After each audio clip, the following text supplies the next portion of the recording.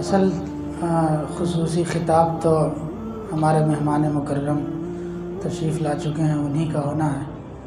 اور مجھے چونکہ سنتے رہتے ہیں۔ البتہ حکم یہ تھا کہ چونکہ خواتین بھی آئی ہوئی ہیں تو اس حوالے سے چند باتیں جو ہیں مجھے عرض کرنی ہیں، تو زیادہ وقت نہ لیتے ہوئے میں مختصر سے وقت میں اپنی بات عرض کرتا ہوں۔ الحمد للہ وکفیٰ وسلام علی عبادہ الذین اصطفیٰ، اما بعد فاعوذ باللہ من الشیطان الرجیم، بسم اللہ الرحمن الرحیم۔ من عمل صالحا من ذکر او انثى وهو مؤمن فلنحيينه حياة طیبة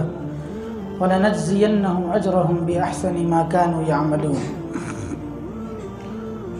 وقال النبي صلى الله عليه وسلم: أيما امرأة صلت خمسها وصامت شهرها وأطاعت بعلها دخلت من أي أبواب الجنة شاءت، أو كما قال عليه الصلاة والسلام۔ بزرگان محترم اور پردے میں بیٹھی ہوئی ہماری مائیں اور بہنیں، اللہ تعالیٰ کا لاکھ لاکھ شکر و احسان ہے کہ اس نے ہم سب کو ایمان کی دولت سے نوازا ہے۔ اللہ کے خزانے کی سب سے قیمتی دولت اگر کچھ ہے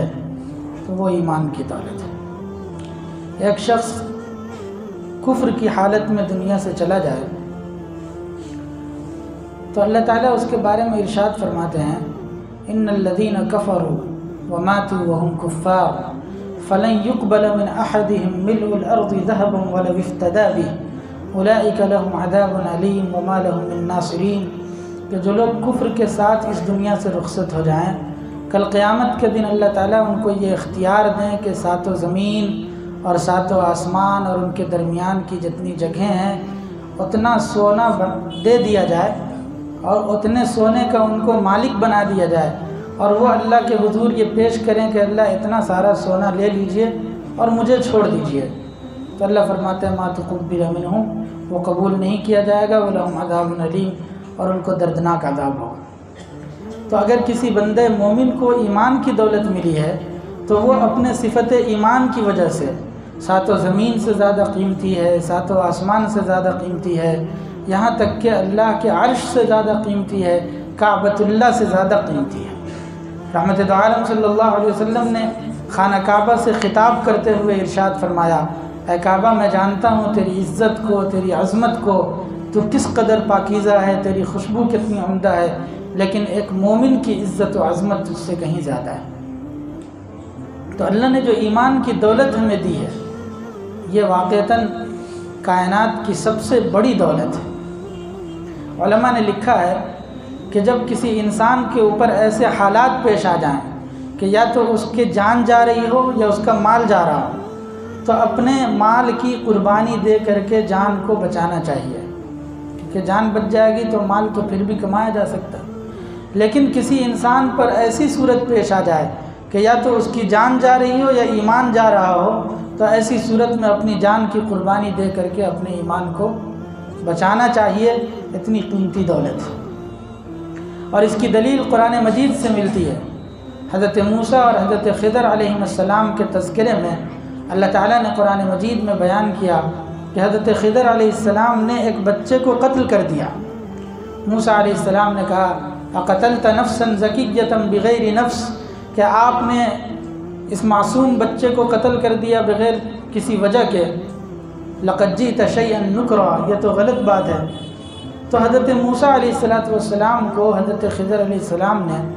اللہ کے دیے ہوئے علم کے مطابق یہ جواب دیا: وَأَمَّا الْغُلَامُ فَكَانَ أَبَوَاهُ مُؤْمِنَيْنِ فَخَشِينَا أَن يُرْهِقَهُمَا طُغْيَانًا وَكُفْرًا، کہ میں نے اس بچے کو اس لیے قتل کیا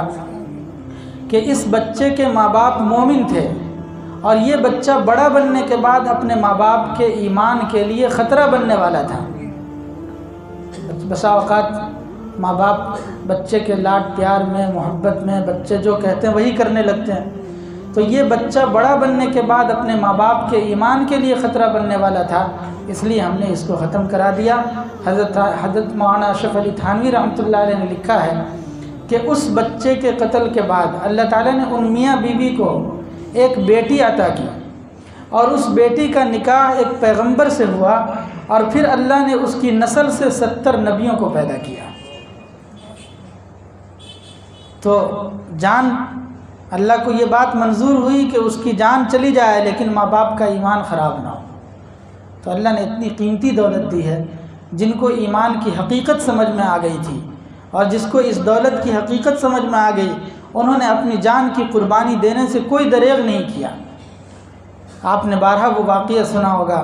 فرعون کے گھر کی جو خادمہ تھی، نوکرانی تھی، اور بسم اللہ پڑھ کر کے اس نے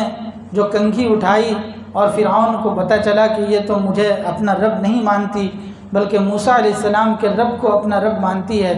تو اس نے جو ہے اس خاتون کو بلایا اور کہا کہ تم مجھے اپنا رب کیوں نہیں مانتی؟ کہا کہ میں تو موسیٰ کے رب کو اپنا رب مانتی ہوں۔ تو اس نے دھمکی دی، کہا کہ اگر تم نے مجھے اپنا رب تسلیم نہیں کیا تو ہم تمہیں قتل کر دیں گے۔ اس کی 2 بیٹیاں تھیں،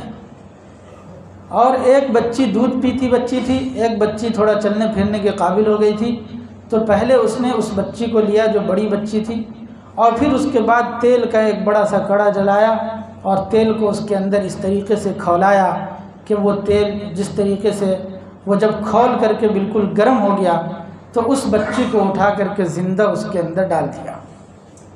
ہمارے اور آپ کے لیے یہ کہنا اور سننا بہت آسان ہے، لیکن جس کے سامنے اور جس ماں کے سامنے اس کی بچی کو زندہ آگ میں ڈالا جا رہا ہو اور وہ اس طریقے سے بھن جائے جیسے کباب بھنا جاتا ہے، تو آپ تصور کیجئے کہ اس ماں پر کیا گزری ہوگی۔ وہ بالکل بھن گئی۔ پھر دوسری بچی جو دودھ پیتی بچی تھی، دودھ پیتی بچی ماں کے زیادہ قریب ہوتی ہے، اس سے زیادہ لگاؤ ہوتا ہے، اس بچی کو لیا، اس کو بھی ڈال دیا اور وہ بھی بالکل جل گئی۔ تو وہ رونے لگی، پوچھا کہ شاید اس کو اپنی جان کی فکر ہو گئی ہے اس لیے رو رہی ہے۔ تو کہا کہ ہم ابھی بھی تمہیں بخش دیں گے اگر تم میرے اوپر ایمان لے آؤ۔ تو کہا میں تمہارے اوپر کبھی ایمان نہیں لا سکتی، فقض ایمان تقاض، جو تمہیں کرنا ہے کر لو۔ تو پھر رو کیوں رہی ہے؟ کہا رو اس لیے رہی ہوں کہ میری یہ 2 بیٹی تھی جو دین کے لیے قربان ہو گئی، اگر 100 بیٹیاں ہوتی تو میں سب کی سب کو قربان کر دیتی، لیکن دین سے کوئی سمجھوتا نہیں۔ پھر اس خاتون کو بھی اس آگ میں ڈال دیا، لیکن اس خاتون نے وصیت کی کہ ہم تینوں ماں بیٹی کی ہڈیوں کو ایک جگہ دفن کر دینا۔ ان تینوں ماں بیٹی کی ہڈیوں کو جب ایک جگہ دفن کیا گیا تو اس واقعے کے تقریباً 2000 سال کے بعد جب رحمت دو عالم صلی اللہ علیہ وسلم کا سفر ہوتا ہے معراج کے لیے، تو آپ مصر سے گزرے ہیں، تو آپ کو ایک عجیب و غریب قسم کی خوشبو محسوس ہوئی۔ حضرت جبریل سے پوچھا کہ جبریل یہ کیسی خوشبو ہے؟ تو حضرت جبریل نے پوچھا کہ آج سے 2000 سال پہلے موسیٰ علیہ السلام پر ایمان لائی تھی فرعون کی خادمہ اور باندی، اور اس کی تینوں ماں بیٹی کو ایک ساتھ اس جگہ دفن کیا گیا تھا۔ اللہ تعالیٰ نے دنیا کے اندر جنت کی خوشبو کو مہکا دیا اس کے ذریعے سے، اور تب سے وہ خوشبو آج تک پھیل رہی ہے۔ ایمان کی خاطر اپنی جان کی قربانی جب ان لوگوں نے دی تو حضرت آسیہ جو فرعون کی بیوی تھی، اس نے دیکھا کہ آخر ان کے پاس ایسی کون سی دولت ہے جس کی وجہ سے یہ سب کے سب قربان ہو گئے لیکن اس کا سودا نہیں کیا۔ تو ان کے دل میں بھی ان کی اس قربانی کو دیکھ کر کے، ان کے اس عزم کو دیکھ کر کے، ان کی اس ہمت کو دیکھ کر کے جستجو پیدا ہوئی۔ انہوں نے تحقیق کی تو معلوم ہوا کہ وہ حضرت موسیٰ علیہ السلام پر اور ان کے رب پر ایمان کی دولت تھی جس کی خاطر وہ اپنی جان کی قربانی دے دی۔ پھر حضرت آسیہ نے جو قربانی کی تاریخ رقم کی ہے اور حضرت موسیٰ پر ایمان لا کر کے فرعون سے بغاوت کی۔ فرعون نے حضرت آسیہ کو جو ناز و نعم میں پلی ہوئی تھی، اور چونکہ وہ بادشاہ تھا تو نعمتوں کی کوئی کمی نہیں تھی، حضرت آسیہ کو ان کے جسم سے کے کھال کو نکال لیا جاتا اور اس کے اوپر مرچ کا پاؤڈر چھڑکا جاتا تھا اور تپتی ہوئی دھوپ میں ان کو لٹا دیا جاتا، اور جنت اپنے محل کی نعمتوں کو دکھلا کر کے یہ کہا جاتا کہ اگر تو مجھے اپنا رب مان لیتی تو آج ان نعمتوں سے محروم نہ ہوتی۔ اس وقت اس بندی خود نے اللہ سے ایک دعا مانگی تھی، رب ابن لی عندک بیتا فی الجنہ ونجنی من فرعون وعملہ ونجنی من القوم الظالمین، کہ پروردگار میرے لیے جنت کے اندر ایک بیت بنا دیجیے۔ ایک نقطہ مفسرین نے لکھا ہے کہ چونکہ فرعون اپنے محل کی لالچ دے رہا تھا ان کو کہ تم نے مجھے نہ مان کر کے اتنا بڑا نقصان کیا، تو اس بندی نے اللہ سے یہ دعا مانگی کہ اللہ مجھے اپنے پاس ایک بیت دے دیجیے۔ عربی زبان میں 2 لفظ استعمال ہوتا ہے، ایک دار ہوتا ہے، دار کہتے ہیں بڑے گھر کو جس میں کچن باتھ روم سب کچھ ہو، ہال ہو، وہ پورا مکان دار کہلاتا ہے۔ اور بیت جو ہوتا ہے وہ بیڈ روم ہوتا ہے، خاص بیڈ روم کو بیت کہتے ہیں جس میں رات گزاری جاتی ہے، تو اس کو بیت کہتے ہیں۔ تو اب انہوں نے کیا دعا مانگی کہ اللہ جو بیڈ روم تجھ سے سب سے زیادہ قریب ہو، بیتن عندک، وہ مجھے دے دیجئے۔ ظاہر ہے آپ سب جانتے ہیں کہ اللہ کے بعد سب سے زیادہ بلند مقام کس کا ہے؟ جناب محمد الرسول اللہ صلی اللہ علیہ وسلم کا۔ تو وہ جو اللہ کے بالکل قریبی جگہ تھی وہ حضور کو ملنی تھی اور کسی کا حصہ نہیں تھا وہ، مگر اس خدا کی بندی نے اللہ سے اس گھر کا سوال کیا، اللہ تعالیٰ نے اس کے لیے یہ فیصلہ کر دیا کہ میری بندی اگر تو ایمان کے خاطر فرعون کے محل کو چھوڑتی ہے اور وہاں کے ناز و نعمت کو چھوڑ کر کے تم میرے دین کے خاطر اپنے جان کی قربانی دے رہی ہے، تو میں بھی اپنی عزت و جلال کی قسم کھا کر کے کہتا ہوں کہ میں نے یہ فیصلہ کر دیا کہ میں تجھے جنت کے اندر محمد الرسول اللہ کی بیوی بنا کر اٹھاؤں گا، اور وہ گھر جو محمد الرسول اللہ کے لیے رکھا ہوا تھا اسی گھر میں تم کو جگہ دوں گا۔ یہ ایمان کی خاطر اپنی جان دینے کے صلے میں اللہ تعالیٰ نے ان کی دعا کو قبول کیا، اور حضور صلی اللہ علیہ وسلم سے ان کا جنت میں نکاح ہوگا۔ تو عورتوں کے لیے جنت میں جانا بہت آسان ہے۔ حدیث جو میں نے پڑھی ہے اس میں اللہ کے رسول صلی اللہ علیہ وسلم نے فرمایا کہ جو عورت 5 وقت کی نماز پڑھے، 5 وقت کی نماز، ایم امرأۃ صلت خمسہا وصامت شہرا، اور روزہ رکھے، واطاعت بعلہا، اور اپنے شوہر کی اطاعت اور فرما برداری کرے۔ 5 وقت کی نماز مردوں کے لیے تو جماعت کے ساتھ فرض ہے کہ جماعت کے ساتھ پڑھے، واجب ہے جماعت کے ساتھ پڑھنا، لیکن عورتوں کے لیے بھی یہ ہے کہ وہ ٹال مٹول کر کے نہ پڑھے، جیسے اذان ہو پہلی فرصت میں وہ نماز پڑھنے کی فکر کرے۔ اذان کے ساتھ ہی نماز کی فکر جلدی سے جلدی ہونی چاہیے، یہ نہیں کہ بالکل وقت نکلا جا رہا ہے اور اب جا کر کے ہم نماز پڑھ رہے ہیں۔ سعودی عرب کا ایک واقعہ چند دنوں پہلے پڑھا تھا کہ ایک خاتون تھی، وہ نماز کی پابند تھی، جیسے اذان ہوتی ویسے مصلی بچھا کر کے نماز پڑھتی تھی۔ تو جب اس کی عادت تھی، ایک دن اس کے شوہر نے خواہش کی، کوئی سعودی کھانے کی ڈش تھی بہت خوبصورت اور بہت اچھی، تو اس کے شوہر نے فرمائش کی کہ یہ کھانا میرے لیے بنا دو۔ اس نے وعدہ کر لیا کہ ٹھیک ہے بنا دیں گے۔ شوہر گھر سے باہر تھا، جب واپس آیا تو دروازہ کھٹکھٹایا تو دروازہ کے اندر سے آواز ہی نہیں آ رہی۔ دروازہ توڑ کر کے جب داخل ہوا تو دیکھا کہ کھانا بالکل تیار ہے تقریباً، اور اس کی بیوی سجدے کی حالت میں ہے اور وہ اس دنیا سے رخصت ہو چکی ہے۔ تھوڑا سا باقی تھا، یعنی 5 منٹ کا کام باقی تھا کھانا تیار ہونے میں۔ اس بندی نے یہ بھی گوارا نہیں کیا کہ میں 5 منٹ کے بعد جو ہے یہ جب تیار ہو جائے تو اس کو چولہے سے اتار کر کے پھر نماز پڑھوں گی۔ اس نے اپنی عادت کے مطابق جیسے اذان کی آواز سنی ویسے نماز پڑھ لی۔ اگر وہ تاخیر کرتی تو اس کو سجدے کی موت نصیب ہوتی۔ تو یہ اللہ تعالیٰ نے ان کے ساتھ یہ معاملہ کیا۔ تو نماز کی پابندی ہونی چاہیے، نماز کا شوق ہونا چاہیے۔ روزے کی تو عام طور پہ عورتیں عادتاً پابند ہوتی ہی ہیں اور وہ روزہ رکھتی ہی ہیں۔ اور تیسری چیز جو اللہ کے رسول صلی اللہ علیہ وسلم نے فرمایا وَأَطَاعَتْ بَعْلَهَا، کہ اپنے شوہر کی اطاعت کرے۔ رحمت دو عالم صلی اللہ علیہ وسلم کے پاس ایک خاتون آئی اور کہنے لگی کہ اللہ کے رسول میری شادی ہونے والی ہے، آپ جو ہے مجھے کچھ نصیحت فرما دیجیے، میرے شوہر کا میرے اوپر کیا حق ہے بتا دیجیے۔ تو حضور نے فرمایا کہ اگر تمہارے شوہر کے جسم میں زخم ہو جائے اور اس زخم میں کیڑے پڑ جائیں اور تم زبان سے چاٹ چاٹ کر کے اس کو صاف کرو تو بھی تم نے اپنے شوہر کا حق ادا نہیں کیا۔ تو یہ ہے اللہ کے رسول صلی اللہ علیہ وسلم نے فرمایا لو کنت آمرا احدا ان تسجد لاحد لامرت المرأة ان تسجد لزوجها، اگر میں کسی کو حکم دیتا کہ وہ اللہ کے علاوہ کسی کو سجدہ کرے تو عورت کو حکم دیتا کہ وہ اپنے شوہر کو سجدہ کرے۔ تو شوہر کی اطاعت اور شوہر کی فرما برداری یہ جنت میں جانے کا سبب ہے۔ وحصنت فرجہا، اور اپنی عزت و آبرو کی حفاظت کرے، اپنی عزت و آبرو کی حفاظت کرے، پاک دامنی اختیار کرے، غیر محرم سے اپنے آپ کو بچا کر کے رکھے، تو وہ جب مرے گی تو جنت کے 8 دروازے اس کے استقبال میں ہوں گے کہ تم جس دروازے سے چاہو اندر آ جاؤ۔ تو اللہ تعالیٰ نے عورتوں کے لیے جنت میں جانا بہت آسان کر دیا ہے، اور یہ چند اعمال وہ عورت اگر کر لے گی کہ نماز کی پابندی ہے، روزے ہے، شوہر کی اطاعت ہے، اپنی عزت و آبرو کی حفاظت ہے، اور ایک اور کام اپنی اولاد کی تربیت، ماں کی طرف سے اگر اولاد کی تربیت کا انتظام ہو تو وہ بچے مستقبل کے لیے جو ہے کارآمد بنتے ہیں، مفید بنتے ہیں، اور اگر ماں اپنے بچوں کی تربیت سے غافل ہو جائے تو پھر وہ بچے جو ہے ضائع ہو جاتے ہیں۔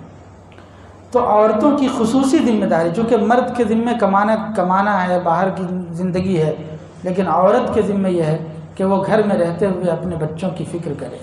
اس کی نگرانی کرے، اس کا بچہ کیا کر رہا ہے، کس سے مل رہا ہے، کن لوگوں سے اس کی دوستی ہے، کن لوگوں سے اس کے تعلقات ہے، کمرے کے اندر تنہائی میں تو نہیں رہتا ہے، ان سب چیزوں کی نگرانی یہ ماں کی ذمہ داری ہے۔ تو ماں اگر یہ کرے گی اور اپنے بچوں کی فکر کرے گی تو پھر اللہ تعالیٰ جو ہے اس بچے کو آگے مستقبل کے لیے کارآمد اور مفید بنائیں گے، اور وہ بچہ آگے چل کر کے ایک بڑا قوم کا خدمت گزار بنے گا اور قوم کی تربیت کرے گا۔ ہمارے بزرگوں میں ایک بزرگ گزرے ہیں بایزید بسطامی رحمۃ اللہ علیہ۔ بچپن میں والد کا انتقال ہو گیا، والدہ ایک اللہ والے کے پاس پہنچی اور ان کے حوالے کر دیا اپنے بیٹے کو کہ میں اپنے بیٹے کو صاحب نسبت بنانا چاہتی ہوں، اور جو ولایت کا نور بزرگوں نے آپ کو دیا ہے وہ جو ہے ان کو بھی حاصل ہو جائے، اس کے لیے میں اپنے بیٹے کو وقف کر رہی ہوں، اور آپ میرے بچے کو میرے گھر مت آنے دیجیے گا جب تک یہ عالم ربانی نہ بن جائے، اور جب تک جو ہے اس کے اندر ولایت کا نور منتقل نہ ہو جائے۔ تو استاذ نے وعدہ کر لیا۔ اب وہ جو ہے بچہ چلا گیا استاذ کی خدمت میں، تعلیم بھی حاصل کرتا رہا، تربیت بھی حاصل کرتا رہا، اور پھر ایک مرتبہ جب 2-4-6 مہینے گزرے تو بچہ ہی ہوتا ہے، اس کے دل میں خواہش ہوئی کہ کسی طرح والدہ سے ملاقات کر لوں، تو والدہ کی خدمت میں جانے کے لیے استاذ سے چھٹی مانگی۔ استاذ نے چونکہ والدہ سے وعدہ کیا تھا کہ میں جو ہے نہیں بھیجوں گا، تو کہا کہ تم اتنا زیادہ سبق یاد کر کے لے آؤ تو تم کو چھٹی دے دیں گے ٹالنے کے لیے۔ اب وہ بچہ گیا، کہا کہ استاد نے اتنا زیادہ سبق بتا دیا وہ یاد تو ہوگا نہیں، تو اللہ سے دعا مانگنے لگا کہ اللہ یاد کرا دیجئے، مجھے ماں سے ملنے کا دل کر رہا ہے، ملاقات کی خواہش ہے۔ اور پھر اس کے بعد جب وہ سبق کھولنے کے لیے بیٹھا ہے تو فوراً اس کو سبق یاد ہو گیا۔ تو استاد کے پاس گیا اور استاد نے کہا کہ اتنا زیادہ سبق جو اس نے یاد کر لیا ہے یہ تو بالکل غیر معمولی اور اللہ کی طرف سے مدد، کھلی ہوئی مدد ہے یہ۔ انہوں نے اجازت دے دی۔ اب یہ گئے، دروازہ کھٹکھٹایا، کون؟ تو میں آپ کا بایزید ہوں۔ تو اندر سے آواز آئی کہ میرا کوئی بایزید نہیں ہے، میں نے تو اس کو اللہ کے لیے وقف کر دیا، پھر وہ کیسے چلا آیا؟ 16 سال اس بیوہ ماں نے اپنے بچے کے بغیر زندگی گزاری ہے کہ جب تک میرا بچہ ولی نہیں بن جاتا، جب تک میرا بچہ عالم ربانی نہیں بن جاتا، اس وقت تک میں اپنے بچے کا چہرہ نہیں دیکھنا چاہتی۔ 16 سال اپنے بچے کو، اور پھر بیوہ ماں اپنے سے دور کر سکتی ہے؟ ہم تصور کر سکتے ہیں؟ لیکن اس خاتون نے اپنے بچے کی تربیت کی خاطر یہ قربانی برداشت کی، اور پھر 16 سال کے بعد ان کے استاذ کو اللہ کے رسول صلی اللہ علیہ وسلم کی زیارت نصیب ہوئی، اور کہا جس مقصد کے لیے اس کی والدہ نے تمہارے پاس رکھا تھا وہ مقصد حاصل ہو چکا ہے، ان کے اندر نور ولایت منتقل کرو اور پھر اس کو اب اس کی والدہ کے پاس بھیج دو، اب یہ اس قابل ہو چکا ہے کہ قوم و ملت کی خدمت کر سکے۔ اب وہ آئے ہیں تو دروازہ کھٹکھٹایا، کون؟ تو بایزید۔ ماں نے فوراً دروازہ کھولا اور فوراً سجدہ شکر بجا لائی اور سجدے میں گر کر کے دعا کرنے لگیں کہ اللہ جس دن کے لیے میں نے آپ سے زندہ رہنے کی دعائیں کی تھی آج وہ دن آ گیا، میرا بیٹا قوم و ملت کی خدمت کے لیے اب تیار ہو چکا ہے، اب آپ جب چاہیں مجھے ایمان کے ساتھ دنیا سے اٹھا لیجئے، مجھے اس کے علاوہ اور کسی چیز کی خواہش نہیں تھی۔ اور پھر اس ماں کا انتقال ہو جاتا ہے۔ یہ بایزید بسطامی کا وہ مقام ہے۔ حضرت جنید بغدادی رحمۃ اللہ علیہ فرمایا کرتے تھے جس طریقے سے فرشتوں میں حضرت جبریل کا مقام ہے اسی طریقے سے ولیوں میں بایزید بسطامی کا مقام ہے، ولایت کے اعلیٰ ترین مرتبے پر فائز۔ لیکن اس کے پیچھے کس کا کردار ہے؟ ماں کا کردار ہے۔ ماں کا کردار ہوگا تو پھر بچہ بایزید بسطامی بنے گا، پھر بچہ جنید بغدادی بنے گا، پھر بچہ قطب الدین بختیار کاکی بنے گا۔ جتنے بھی اولیاء گزرے ہیں اور جتنے بھی بڑے گزرے ہیں ان سب کے پیچھے، ان سب کی تربیت میں ان کی ماؤں کا کردار رہا ہے۔ اگر ہم اپنے بچوں کو قوم کا خادم بنانا چاہتے ہیں تو ہمیں اس بات کی فکر کرنی ہوگی اور خاص طور سے گھر کی عورتوں کو اس بات کی فکر کرنی ہوگی کہ وہ اپنے بچوں کی تربیت کی فکر کریں۔